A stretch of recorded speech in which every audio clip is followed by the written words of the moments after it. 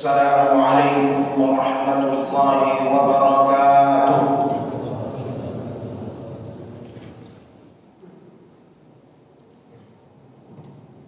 Alhamdulillahi rabbil alamin. Wassalatu wassalamu ala asyrafil anbiya'i wal mursalin wa ala alihi wa ashabihi ajma'in.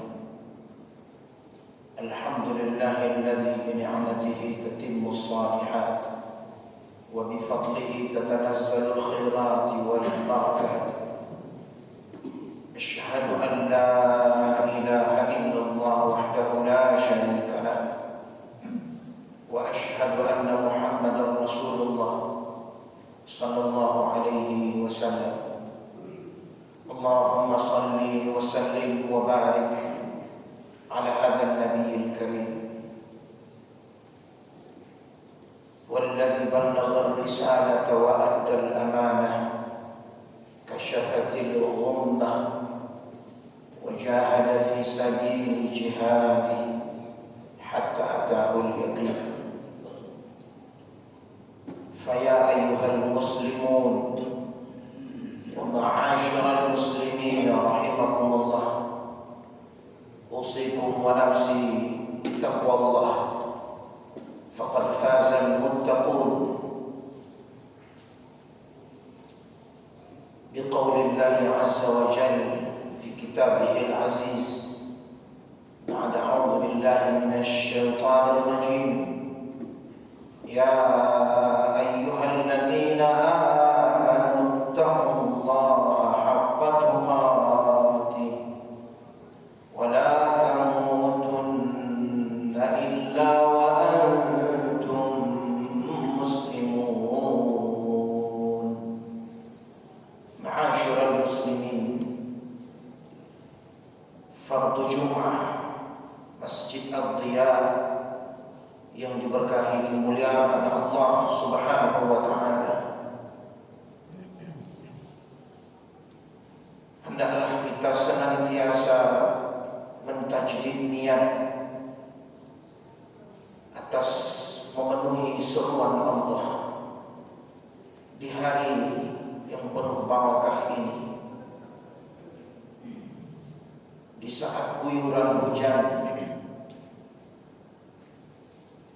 dan di lain tempat ada banyak saudara-saudari kita yang hari ini menangis kehilangan tempat tinggalnya, berpisah sanak saudaranya. Apa yang dia kumpul selama ini, apa yang dia cita-citakan, usaha, rumah, keturunan, hingga harapan-harapan itu terlihat sirna jika dia tidak sabar. Hilangnya iman. Apa yang kita lihat hari ini, saudara-saudari kita yang ada di persekitaran meletusnya Gunung Semeru, maka satu kesyukuran yang dahsyat yang harusnya menegur, menggentarkan hati kita agar lisan ini tidak lagi kaku untuk berzikir menyebut nama Allah di setiap keadaan dan tempat. Banyaknya nikmat yang Allah titip kepada kita, pekerjaan yang kita geluti, waktu yang berjalan, umur yang bertambah. Tak ada yang lain kecuali pengharap detik, menit, jam yang dilalui mendapat hisab, timbangan amal, catatan-catatan amal kelak akan dipanen, akan dihadapkan, akan diperlihatkan latunabba'unna bima 'amiltum wa dzalika 'ala Allahi yasir. Latub'atsunna tsumma latunabba'un, kata Allah, akan dibangkitkan kamu semuanya, pasti akan dikabarkan apa-apa yang kamu lakukan, dan itu bagi Allah sangatlah mudah. Berselawat kepada Rasulullah, utusan Allah, pembawa kabar gembira, pemberi peringatan, tidak hanya penerima wahyu, penyampai wahyu. Dialah utusan Allah yang melaksanakan wahyu. Segala ujian keimanan yang tak henti-hentinya, bahkan gelimang darah, nyawa dipertaruhkan agar agama ini tegak, langgeng, dan agama itu hari ini dengan mudah, dengan indah kita kita lakukan. Itu semua adalah perjuangan Rasulullah, sahabat, tabi'in, dan orang-orang setelahnya. Ma'asyiral muslimin, fardu Jum'ah Masjid Ad-Diya yang diberkahi, dimuliakan Allah Subhanahu wa taala. Dakwah ini pernah menghasilkan generasi manusia terbaik di zamannya. Generasi terbaik itu ada sepanjang zaman yang tak akan mungkin kembali. Kata Nabi, khairul quruni qarni tsumma alladziina yalunahum. Sebaik-baik generasi adalah generasiku, lalu setelahnya. Apakah karena adanya Nabi di sisi mereka? Mari kita lihat sumber pengambilan mereka dari mana. Apa standar yang menjadi ukuran mereka terhadap dasar dakwah, berfikir, bermuamalah, bekerja, hingga mereka mengukir sejarah. Seorang sahabat disuruh untuk menaklukkan sebuah negeri, berkata, kalaulah bukan karena lautan ini yang memisahkan, sesungguhnya hentakan kuda ini sudah sampai di seberang. Pernah Rasulullah marah kepada Sayyidina Umar ketika melihat lembaran Taurat di tangannya Umar ibn al-Khattab radhiyallahu anhu. Kata Rasulullah, demi Allah ya Umar, seandainya Nabi Musa hidup di kalangan kamu sekalian saat ini, maka sesungguhnya dia mesti mengikutiku, kata Rasulullah SAW. Kenapa tujuan Nabi membatasi hanya satu sumber ketika itu? Padahal mereka dikelilingi banyak peradaban, Romawi, Yunani, Persia, India, Cina, bahkan agama Yahudi, Nasrani. Agar bersih jiwanya, bersih berfikirnya, konsepsinya dan pemikirannya, menerima Al-Quran. Para sahabat ketika menerima dan dibacakannya ayat demi ayat sesuai dengan asbab nuzulnya, bukan untuk dunia, tapi untuk menerima perintah. La yatajawaz an 10 ayat, tak lebih dari 10 ayat, illa wa yaqra'un wa yahfazun wa yafhamun wa ya'maluna biha, kecuali mereka telah membaca, memahami, menghafal, mengamalkannya, lalu mereka pindah ke ayat berikutnya.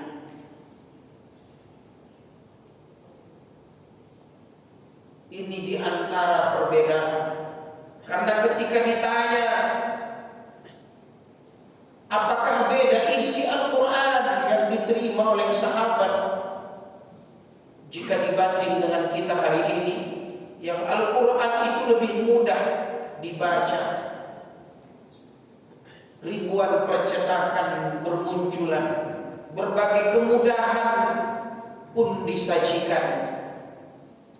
Tapi Al-Quran hanya tinggal dimuseumkan, berdebu, tersusun rapi. Sementara di kalangan sahabat, mereka menunggu, mereka siap menerima perintah, walaupun harus nyawa taruhannya, walaupun harus berhadapan dengan musuh-musuh yang terus mengintai. Siapa lagi selanjutnya yang akan memeluk Islam? Siapa lagi setelahnya?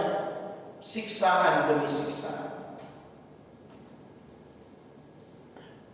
Ma'asyiral muslimin, fardu Jum'ah yang dimuliakan Allah, umat ini harus bertanggung jawab terhadap Islam. Rasulullah Sallallahu Alaihi Wasallam telah mengajarkan kepada kita dakwah Islam yang manhaji, sistematis. Bisa kita ambil pelajaran ini dari sistem pemerintahan yang hari ini kita ada di dalamnya. Privasi kita terjaga, job desk, kerja, jam kerja, hingga golongan dan pengangkatan, promosi jabatan, gaji yang mengikutinya, penempatan kerja terukur hingga mendapatkan bonus-bonus dari pekerjaan itu, sampai masa pensiunnya jelas, terdata, terakumulasi, terukur.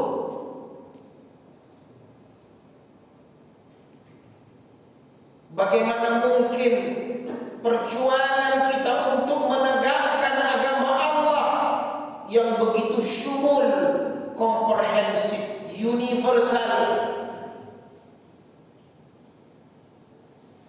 yang jumlah umat Islamnya terbanyak di negeri ini, jika dia tidak dengan didasari oleh manhaj yang jelas, tertata, terukur,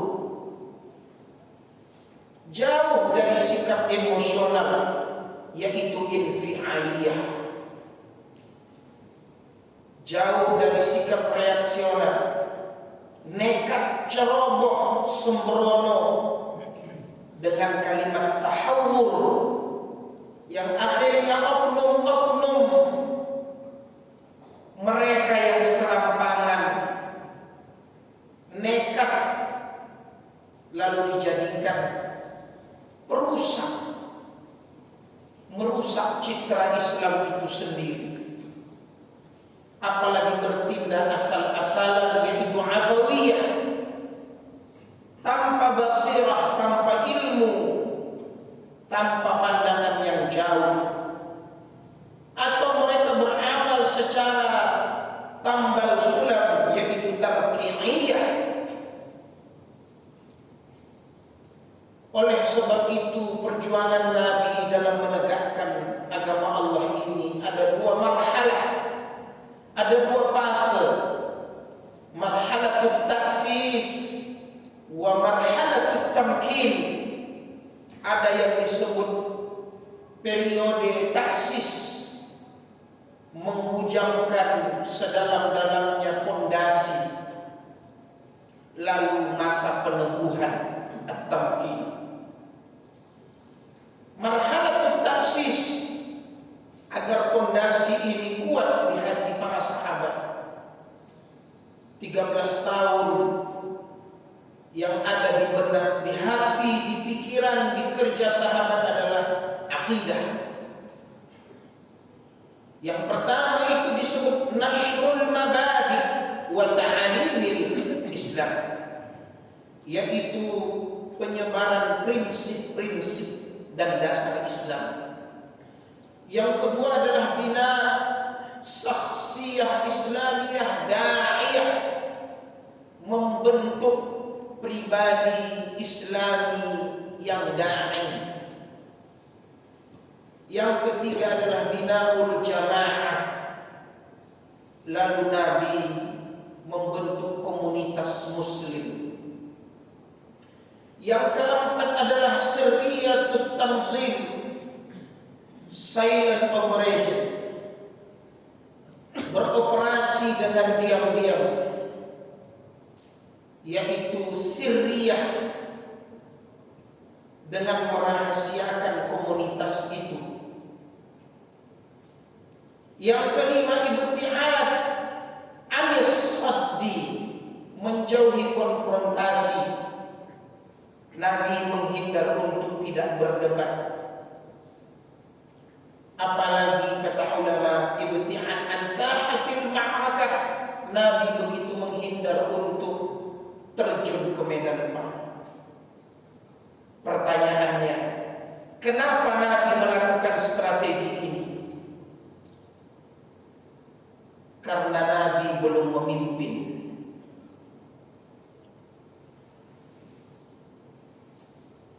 Orang-orang yang berjuang itu belum ada di pos-pos strategis negeri itu,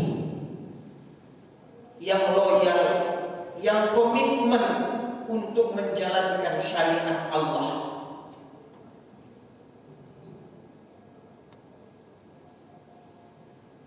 Jika ditelusuri waqi'ina al-yawm, realita hari ini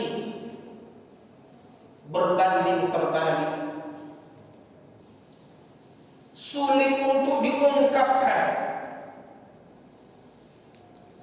atau metode ini akan kembali kita ulang. Kita harus merefresh, mengulang kembali prinsip-prinsip ajaran Islam di hati umat Islam, agar terlihat loyal komitmen mereka terhadap agama. Kembali diukir pembinaan, pembentukan iman dipahat, pribadi dikuatkan, sehingga mereka tidak hanya hidup, makan, mendapatkan rezeki, ibadah, lalu wafat, tapi mereka sesungguhnya adalah dai, menyeru ke jalan Allah. Di pundaknya terletak dengan segala konsekuensi seni perjuangan untuk mengajak saudaranya, keluarganya agar komitmen terhadap agama Islam. Terlihat dari sahabat yang dikabarkan orang ketiga memeluk Islam, as-sabiqun al-awwalun, orang-orang pertama yang tersibghah, terpesona dengan dakwah Islam, dialah yang bernama Sa'ad bin Abi Waqqas. Keturunannya bertemu dengan kakeknya, ibunya Rasulullah, Aminah. Terdengar olehnya ada agama yang dibawa oleh Rasulullah, Sayyidina Abu Bakar mendatangi ke tempat kerjanya Sa'ad. Apakah engkau tahu wahai Sa'ad, sesungguhnya ada utusan Allah yang membawa agama perdamaian yaitu Islam. Siapakah mereka yang telah masuk? Kata Sa'ad. Kata Abu Bakar As-Siddiq radhiyallahu anhu, aku dan saudara-saudaraku yang lain seperti Ali, Zaid bin Harisah dan yang lainnya. Maka dia mendatangi Rasulullah. Sampailah kabar itu kepada ibunya. Sa'ad bin Abi Waqqas terkenal anak yang paling menyayangi ibunya. Ibunya memanggilnya, wahai Sa'ad, aku akan mogok makan sampai engkau kembali kepada agama nenek moyang kita. Dan engkau akan melihat bahwa aku akan menyiksa diriku sampai engkau kembali kepada ajaran agama nenek moyang kita. Maka kata Sa'ad, wahai ibunda, sekiranya engkau memiliki 70 nyawa dan keluar satu persatu, aku tak akan kembali kepada agama itu lagi. Sa'ad bin Abi Waqqas yang melepaskan anak panah pertama dan yang dikenai panah musuh yang pertama. Sa'ad, kata Rasulullah ketika berada di suatu majlis, wahai sahabat-sahabatku, ketahuilah sebentar lagi akan datang seorang lelaki, dialah penghuni syurga. Maka sahabat menoleh ke kanan ke kiri. Tiba-tiba datanglah Sa'ad bin Abi Waqqas, dan dialah sahabat 10 sahabat yang dijamin masuk syurga. Sa'ad, jaminannya ayahku, ibuku, kata Rasulullah, panahlah. Fidaka abi wa ummi, jaminanmu adalah ayahku, ibuku. Sa'ad, kata Rasulullah, berdoalah. Sesungguhnya doa Sa'ad, kata Rasulullah, yang diijabah, mustajab. Ma'asyiral muslimin rahimakumullah. Di penghujung khutbah ini, apa rasa tanggung jawab kita terhadap agama Allah? Yang pertama adalah komitmen terhadap Islam.